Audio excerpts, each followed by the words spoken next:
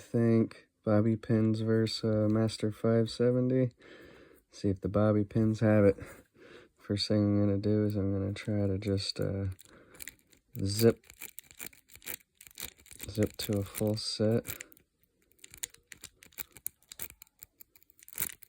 Okay, like that. And then try to find our binders. Good click there.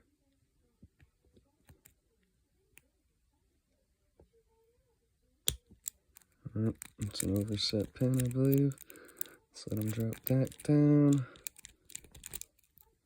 Full set again.